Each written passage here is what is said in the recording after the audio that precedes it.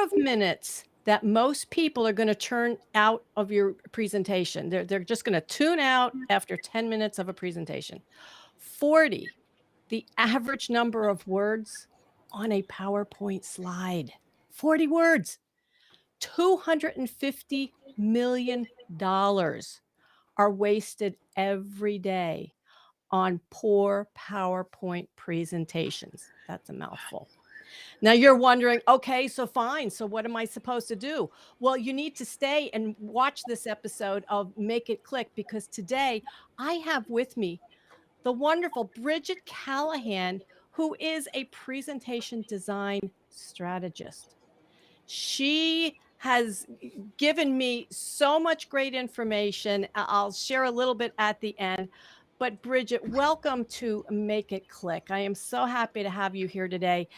This topic of slides, we probably could go on for hours, but we don't have hours. Last week I was in a group conversation, and the topic of slides or no slides came up. Now, this was something online, and some people felt that if you do a presentation online, you shouldn't have slides or very minimal. We didn't even really talk about offline, in person. What are you seeing is the norm out there right now for whether speakers are using slides, and if they are, like, how many? Is it the full presentation? So what are you seeing? I'm not seeing much different from live events versus the Zoom events, even though I think there's more meetings now, and the benefit of having Zoom and being able, to use slides to keep you on track and to help those visual learners. It's definitely a benefit there. But what I'm seeing is a lot of times people hide behind their slides. Like, I've got to give a talk, I'm nervous, I'll just put up slides. And they got their little picture in the corner. But they get, it's like a security blanket. And you know what? The audience knows that. So I tell people, slides are great, especially when they're really well curated and they match your expertise as far as the quality goes. But they're incongruent if you're not practicing your talk. You're not practicing where you're going to use the slides and stuff. So, I'm an advocate. I don't think everyone needs slides. It really kind of depends on your subject and the concepts you might be conveying. That slide might help bring someone closer to an understanding of what you're conveying. Also, too, I like slides, and I liken slides to when we were little kids and our parents would read us a book. And we loved it because, first of all, we didn't have to go to sleep yet. And then second, we can't read, so they're reading to us. And third, we get to see the pictures. Like, show me the picture. We tie that visual image to the story, and we remember so much more. It's kind of like if you go to the Hollywood movie and shut your eyes and watch the whole thing, or you're just listening. Without the imagery, it's just not as impactful. So it's okay not to use slides. Don't use slides to hide behind, and don't use them as your cheat notes. There is a way to use them as cheat notes, but it doesn't look like that to your audience. So I hope that helps. Yes, it does. When you say about using them as your cheat notes, short little story here. One time I connected with somebody. They wanted to have an online chat, get to know each other. And we get on Zoom, and, she's asking me about what I do and everything, and talking everything. And then she's like, well, I'd like to share a little bit about what I do. And then she shares her screen and she gives me a presentation. And I was like, whoa, wait a minute. Afterwards, she wanted feedback and whatnot, if the information was good or not. I was like, wait a minute, this was a get to know you call. I wasn't expecting a presentation. And she worked with somebody on that. And I was like, if you're out presenting somewhere, you're at an event, fine. But on these types of calls, I said, and I told her too, I said, you can keep them in the background if you need them. Keep them in the background, but I, or whoever you're talking to, does not need to see them. I was just like, whoa, that was the first time that ever. And to think that somebody worked with her and promoted, that's how you should have a chat. I'm like, wow. Well, and again, I think it's someone who said, not the person that helped her, but she was like, I need slides. Can you help me with slides? And she reached out to someone that could do the slides, but they don't really understand the workings of slides in the brain and how it works. And so Mhm. it's kind of a lower level of help. And yeah, I think in a get to know you call, I mean, I might be an exception because in a get to know you call, they go, really depends on the before and afters. Is it, can I see a couple before and afters? Absolutely. And I'd pull up the slides, right? Oh, But sure. Yeah. but I've been on a lot of podcasts. We don't have slides in a podcast. We're just talking. And it's actually easy for me to kind of describe verbally what a bad slide looks like, because everyone has a visual of that. And then what does a slide look like that's not boring? And so, yeah, slides can get in the way of the intimacy, but Mhm. when it really depends on the concepts and stuff of what are you saying. And if you're telling a story or series of stories and you have really high impact visuals like images, and I don't like cartoons or graphics much as I like actual photos, because when they're hearing themselves in what you're saying and you show a photo of someone like with their head in their hands, they're depressed or happy or they're like enlivened, they can imbue that emotion so much more than just you speaking. Yeah. So, Well, and that goes right along with everything that as business owners we're taught, in that getting the prospects to identify themselves, to be able to see mm, themselves in what you're offering and the benefit of it. So, yeah. And part of the hiding behind the slides and relying on the slides, I think, coming from my technical background and productivity, when I think part of the problem, though, too, is too many people are not well versed in how to flip back and forth from a mm, presentation to seeing themselves on the screen. They just want to click on share screen, go through their presentation. Okay, I'm done. Now I'll come back on screen. Whereas I'm a big proponent of practicing. If you've got a yeah, I Zoom mean, account, practice, yeah, with the I technology. do a lot of live events where I just do the tech. In fact, Mhm. I'm leaving for a week long event in 2 weeks. And it's a big event where they have like 5 PowerPoint operators for this huge event with multiple rooms. And my job is to make sure their slides hit the screen and there's nothing wrong technically. Their videos play, the clicker works, all that kind of stuff. And then we might have a producer that is telling the whoever's managing the screens to switch screen from slides to video, like if we're videotaping, so they can be big on the screen if it's a giant room.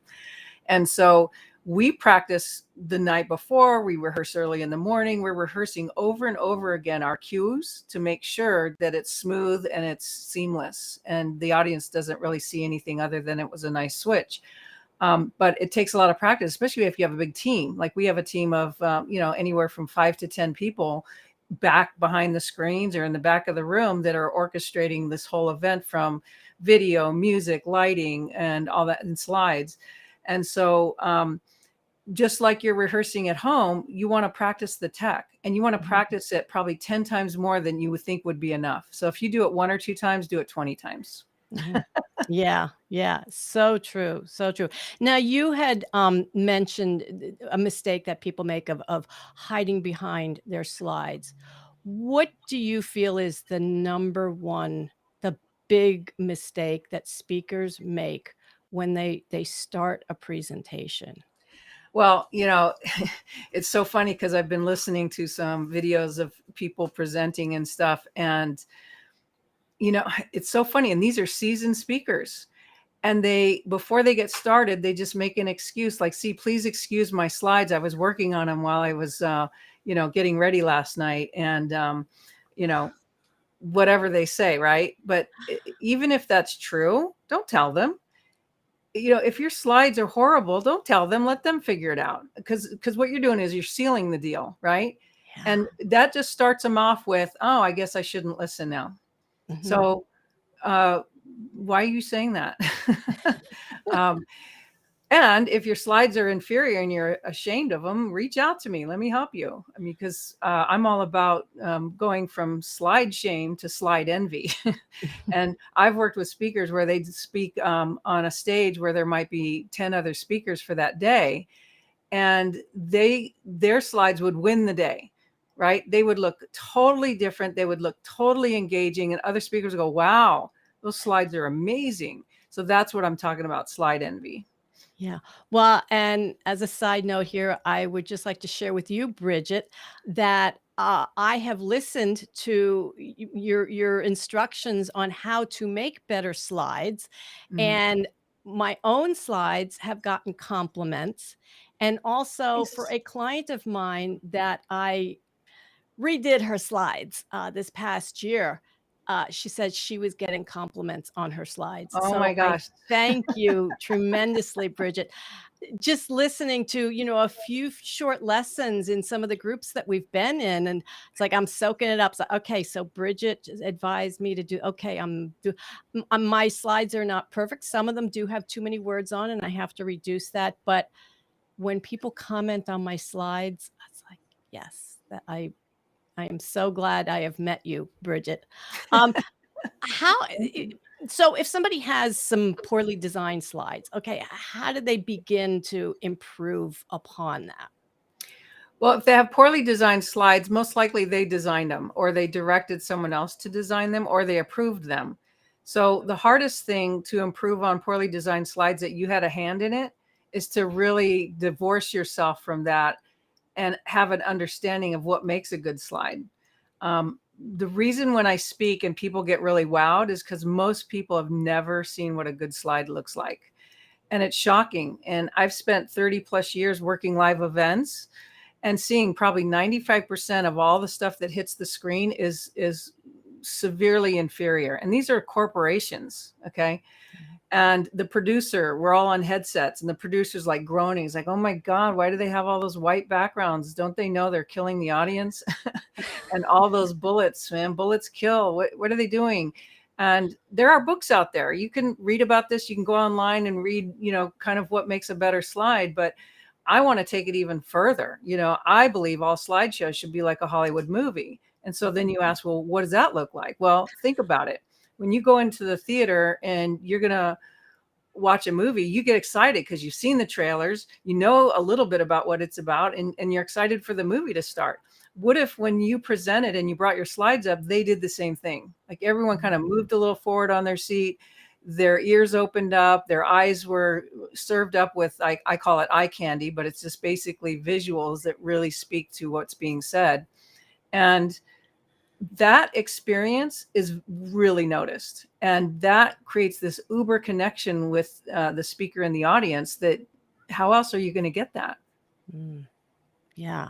No, that's wonderful. So what would you say are your top 3 tips to turn your audience, our listeners' audience, into raving fans?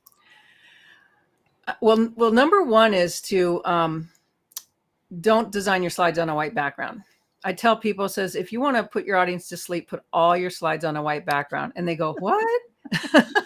And the reason why is because when you open, PowerPoint's the most popular slide show, but I mean, Google Slides and the others, as soon as you open it, the first thing that opens up is a white background with black text. And so they assume, okay, this is the way to go. And I'm telling you, it's not.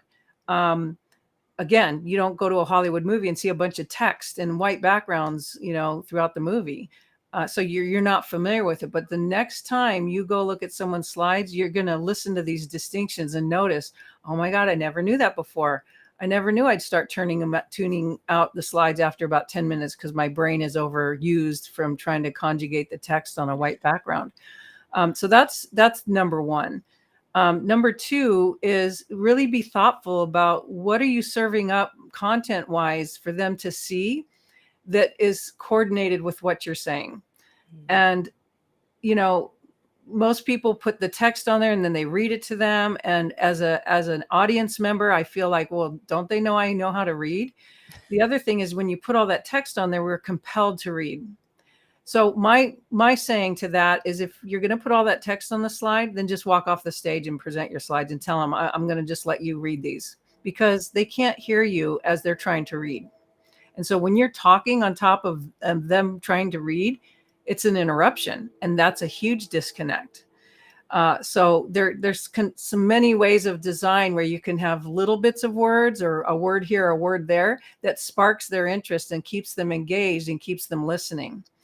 The other thing is, the slides I designed, if you weren't speaking to them, if you didn't have notes to them, they would have no idea what you're talking about. And when I look at a slide deck like that, I get really excited. Why? Because I need you to speak to them.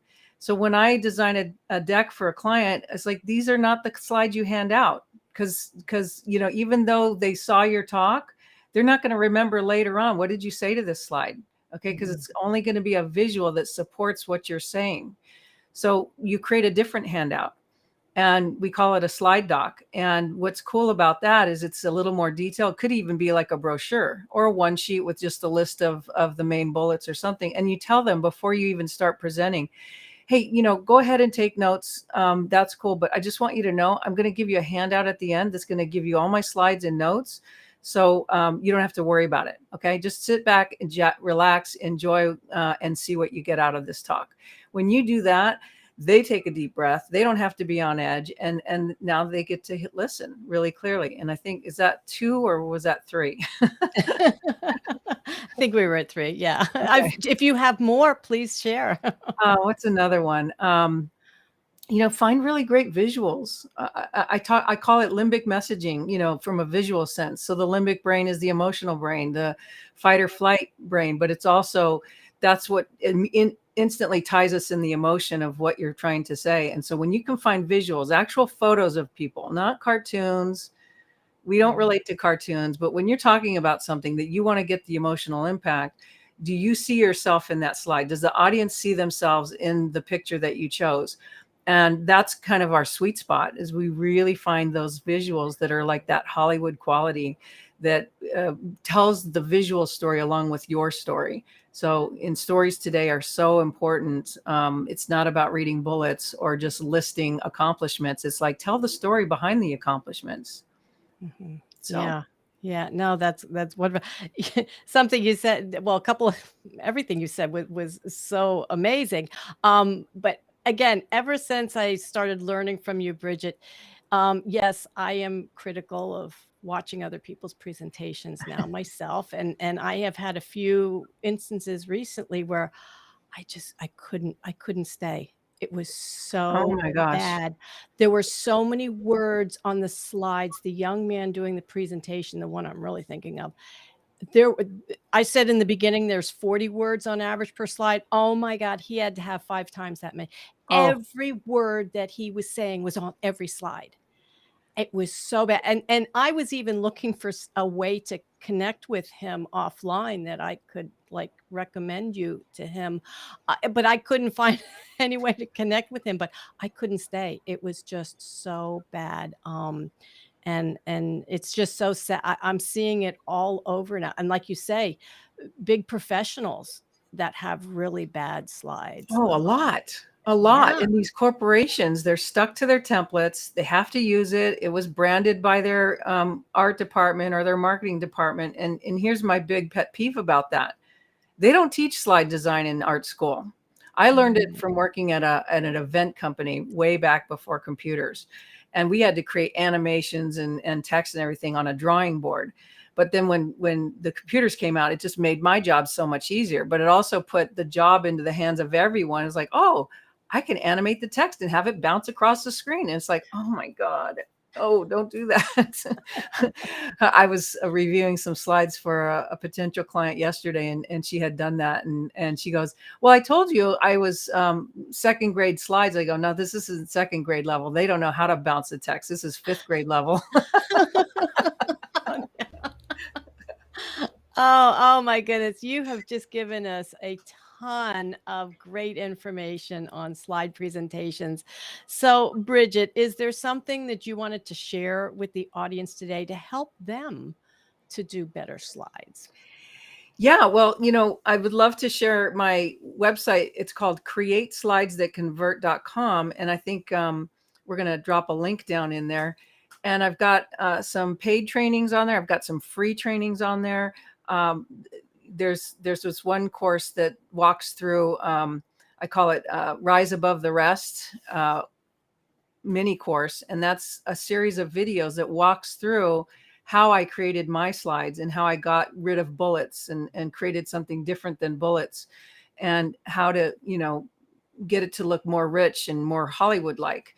I've also had my office hours that I would do monthly called Look Over My Shoulder as I fix your slides. And people come in, they bring their slides. I make changes right in front of everybody. And they're just like, oh my God, this is wow. And I've taken a break from that, but I'm probably going to reinstitute that in October. And love that. I mean, people would come every time and just get something new out of it. So I have recordings on the website from previous office hours as well, if you want to look at those.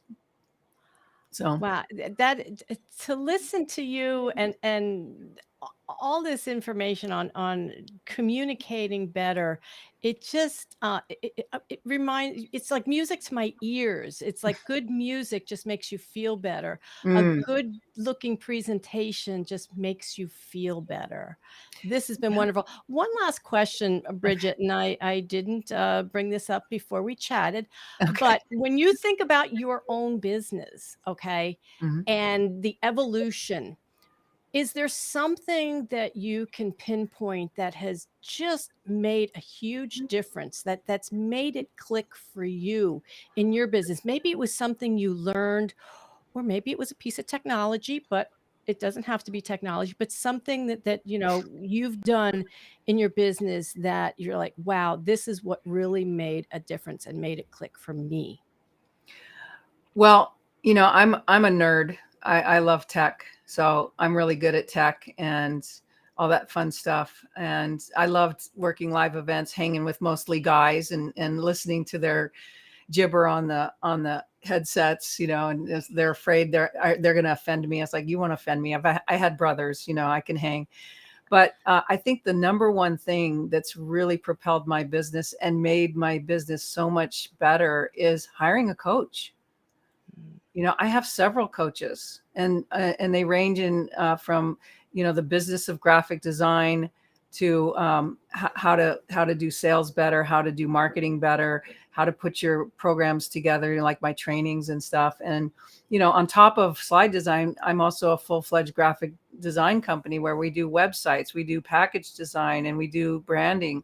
And I'm in the middle of working on a package redesign for a client now, and I love it because um, package design is like timeless. When you go into the store, it's sitting on the shelf there, and it's not like swipe left, swipe right, and gone. It's not like a website. It's like something that sits on a shelf and has time for it. So it's a different level of design. Whereas slides, you get 3 seconds. And so Mhm. what are you putting on that slide that's distracting them from that 3 seconds of capturing the message that quickly? Wow, this has been, again, a ton of information on slides. I hope our listeners have taken a lot of notes on this one, and they do go to your website, Create Slides That Convert, and take you up on your courses. Thank you, Bridget, for being a guest today on Make It Click. Oh, you're welcome, Christine. So great to see you.